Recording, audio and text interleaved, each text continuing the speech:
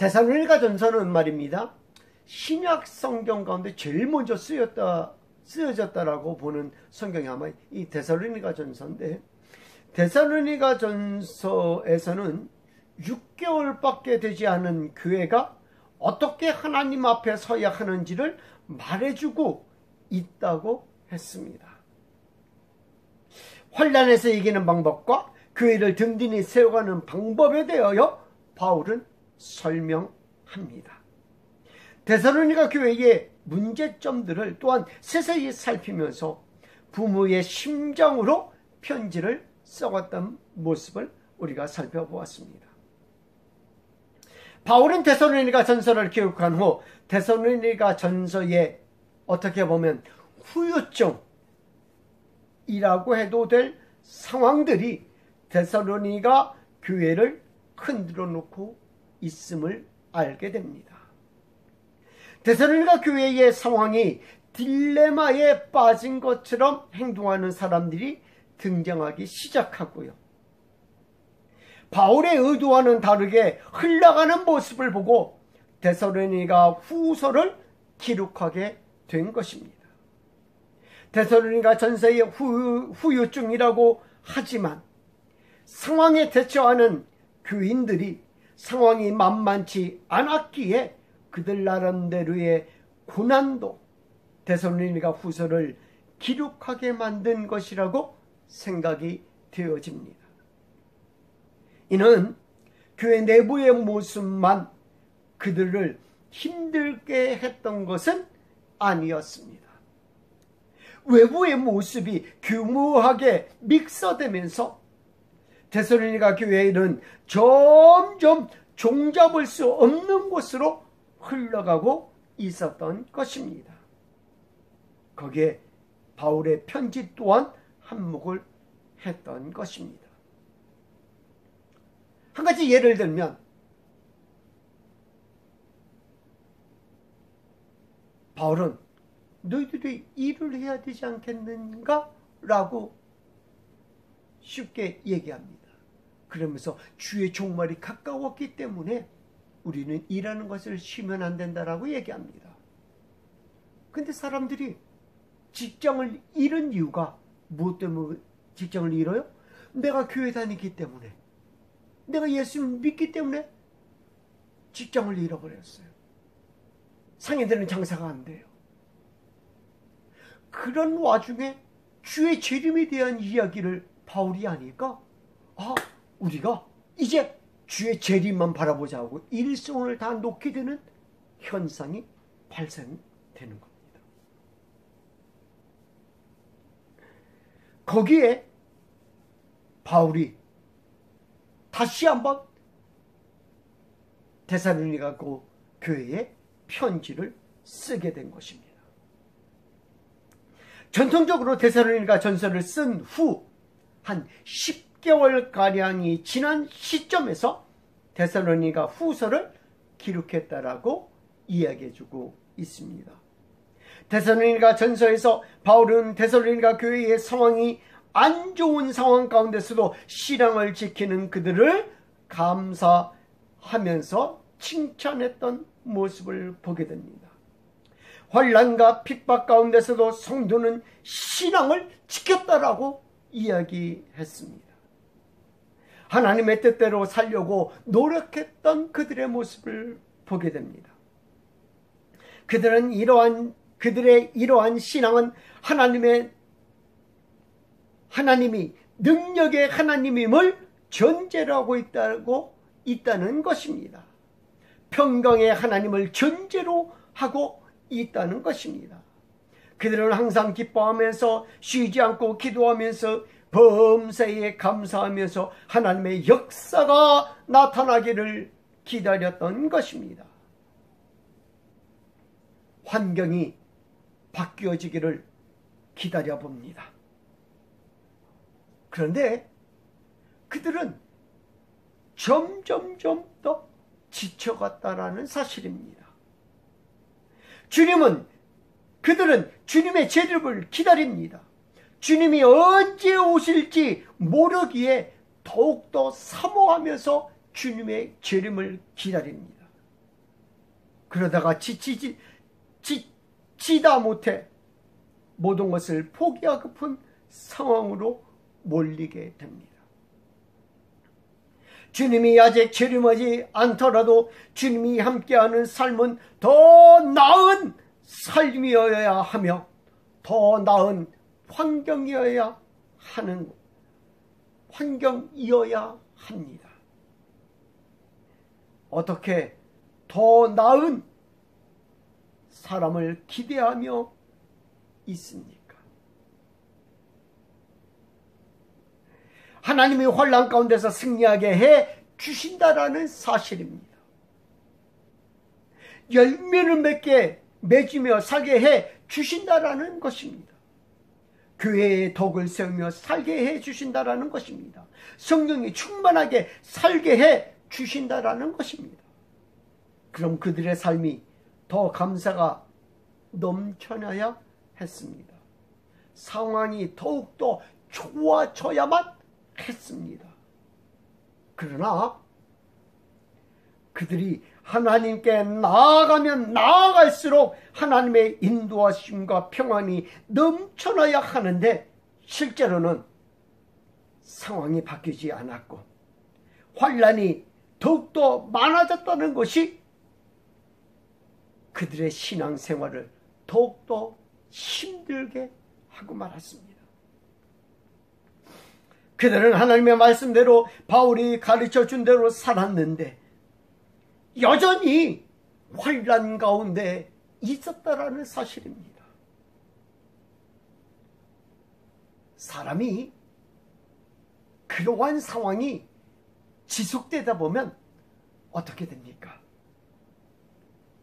감사가 사라지기 시작합니다. 인내가 사라지기 시작합니다. 그러다 보니까 극단적인 신앙이 발현되기 시작합니다.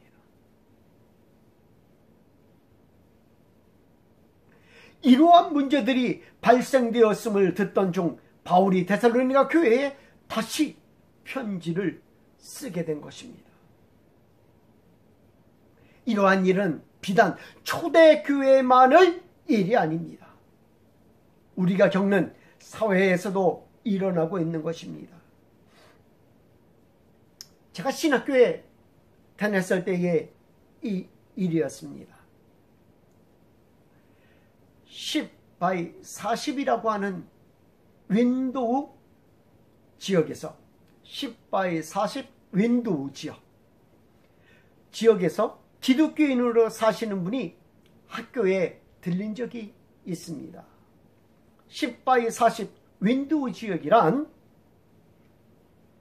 지도에서 북이 10도에서 북이 40도 사이에 있는 네모를 가리키는 말입니다. 이 지역에는 64개의 나라가 있다고 합니다. 그런데 그 나라들이 이슬람, 불교, 힌두교 등 주요 종교의 근원지이기도 하답니다. 여전히 그 지역은 6,187개의 미전도 종족이 있고 31억 6천 명이 복음을 알지 못한 채 살아가고 있다고 합니다. 또한 기독교 핍박 국가 50개국 중 기독교를 핍박하는 국가가 한 50개국이 있다고 합니다. 그 중에 45개국이 이 지역 안에 거주하고 있을 만큼 가장 선교가 필요한 곳이 바로 이 10x40 윈도우 지역이라고 부릅니다. 이곳에서 온 어떤 분이 이분들은 이슬람권 지역에서 예수님을 믿는 사람들이었습니다. 그분들은 짧은 꽁트를 하기 시작합니다. 신학생들 앞에서 짧은 꽁트를 하기 시작합니다. 히잡을 쓰고 작은 목소리로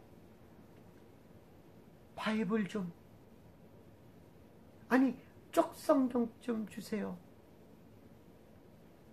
쪽 성경을 주세요. 아주 작은 목소리로 이야기합니다. 그러더니 곧 이렇게 말합니다. 여러분, 이상하십니까? 제가 사는 곳에서는요, 이쪽 성경 때문에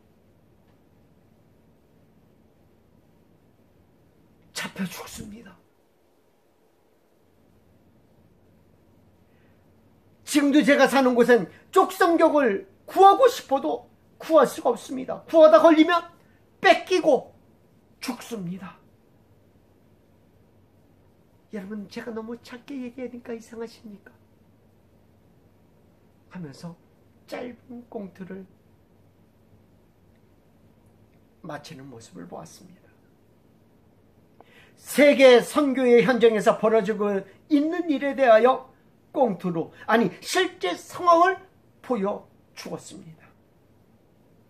실제적으로 핍박을 받아 죽음에 이르는 일이 지금도 일어나고 있는 것입니다. 2000년 전에만, 초대교회만 있는 이야기가 아니라는 것입니다. 오늘날에도 교회의 힘을 빼는 일들이 등장합니다. 가정에서 인가 구원되지 못하여 핍박받는 일도 있습니다. 직장에서 핍박을 받기도 합니다. 사회적으로 핍박을 받기도 합니다. 인간관계가 원활하지 못하여 받는 핍박도 있습니다. 작지만 우리는 생명이 있는 한 주님이 오시는 그날까지 이 세상에 적을 두고 살고 있습니다. 이 세상에 적을 두지 않으면 이러한 고민을 할 필요도 없을 것입니다. 그러나 이 세상에 적을 두는 한 우리는 늘 세상 사람들과 더불어 살아야 하고 그 가운데 예수 그리스도를 주로 고백하는 삶이어야 하기에 갈등이 존재하는 것입니다. 이 갈등은 심각한 문제를 야기시키기도 합니다. 데살로니가 교회가 안고 있던 갈등들을 소개하면서 잠시 은혜를 나누고자 합니다. 한편으로는 교회 내부의 일 때문에 어려움을 겪기도 합니다. 예수님의 영광을 가리는 일들이 종종 벌어지기도 합니다. 교회 스스로 나태해지는 것입니다. 교회가 성장해 가면 갈수록 나태해지기도 합니다. 성장이 멈추어 있을 때도 이러한 모습들이 등장하기도 합니다. 물질에 대한 오해들이 쌓여 갈등이 오기도 합니다. 사소한 일들이 모여 갈등을 일으키기도 합니다. 시기와 질투와 미움 때문에 갈등이 오기도 합니다. 그래서 교회 내 스스로 분열하는 모습도 보게 됩니다.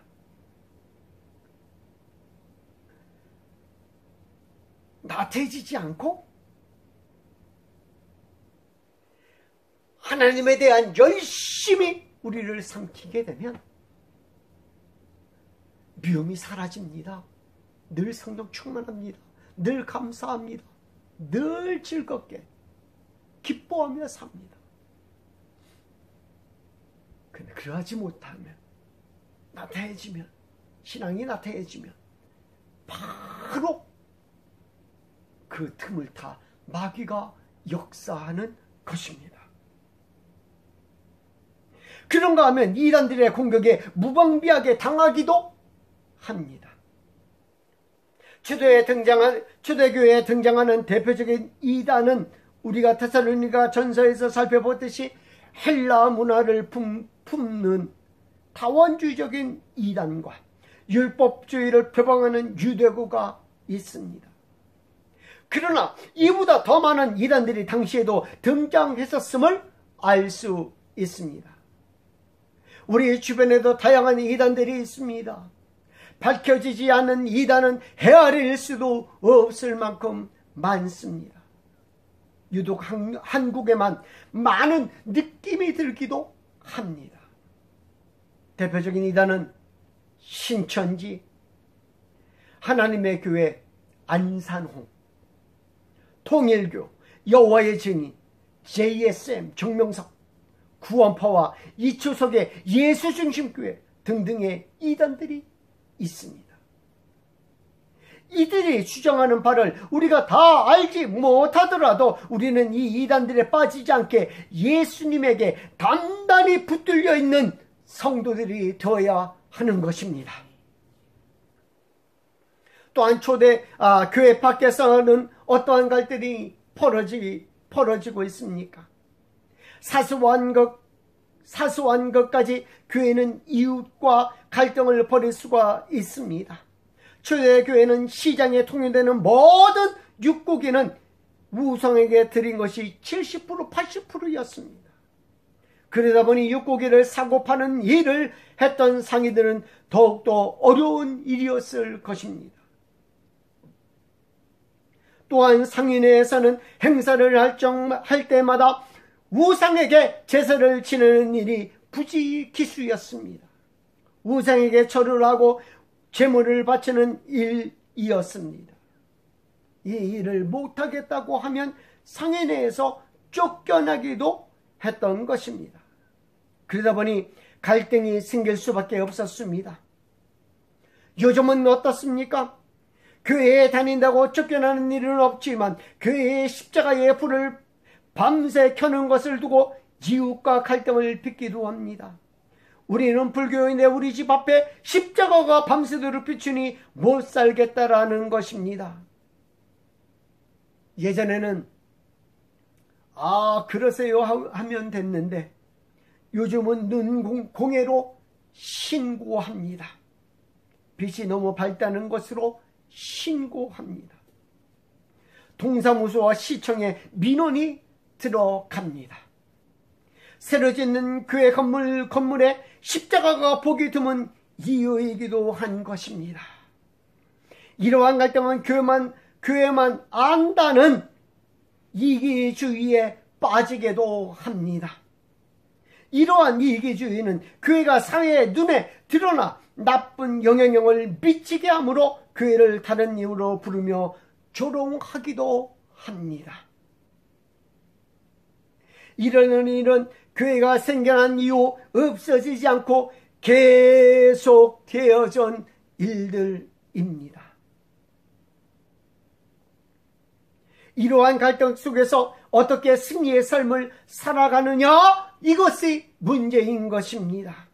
이것이 데살로니가 교회에 던져진 숙제이자 오늘날 우리들이 품고 갈 삶인 것입니다.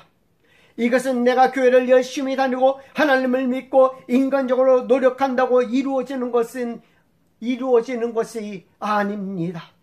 왜냐하면 인간의 연약함 때문입니다. 인간으로 살아가는 한 우리는 이러한 문제에서 벗어날 수가 없습니다.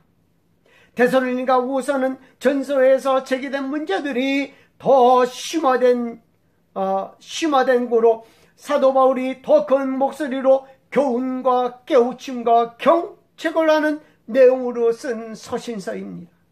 그러므로 본 서신서는 전서와 달리 엄중한 표현이 상대적으로 많이 등장하는 모습을 보게 됩니다. 우리들이 믿는 세대보다 초대교회는 더욱더 믿음을 갖는데 어려움이 있었습니다. 외부적인 어려움과 내부적인 어려움이 있었습니다. 오늘날 우리에게도 이와 같은 어려움이 있습니다. 어떤 이는 여기에 심리적인 영향을 더하기도 합니다. 이 또한 예수 그리스도를 믿는 신앙인들의 모습인 것입니다. 너는 왜 다른 이보다 더 심하게 유난스럽고 까탈스럽냐고 할지도 모릅니다. 그러나 개개인의 성향이 다 다르듯이 문제들을 대하는 개개인의 모습도 다 다른 것입니다. 어떤 이는 문제가 발생했을 때 긍정적으로 바라보게 됩니다. 어떤 이는 문제가 발생하면 부정적으로 바라보기도 합니다. 그러기에 우리는 문제들을 대하는 사람들에 대하여 판단하는 서툰 짓은 하지 말아야 합니다.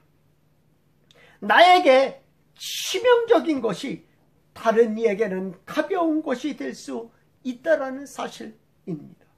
나에게 가벼운 것이 다른 이에게는 무거운 것이 될 수 있다라는 것입니다. 데살로니가 교회의 문제를 살펴보면서 어떤 문제들 때문에 데살로니가 교회가 심각해졌고 어떤 문제들 때문에 신앙 안에서 똘똘 뭉쳤는지를 살펴보면서 함께 같이 은혜를 나누고자 하는 것입니다. 특히 본사는 종말 중에 종말 말세치마를 살아가는 우리에게 큰 경고의 메시지를 주고 있습니다. 말세를 대하는 데살로니가 교인들과 나의 신앙을 대조하면서 말세를 어떻게 살아가야 할지도 살펴보며 은혜를 나누고자 하는 것입니다.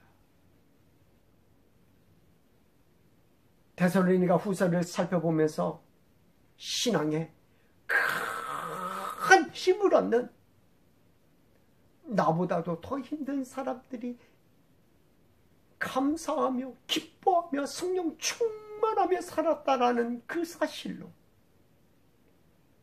신앙에 큰 힘을 얻고 사는 귀한 여러분들 성도들 되시기를 주님의 이름으로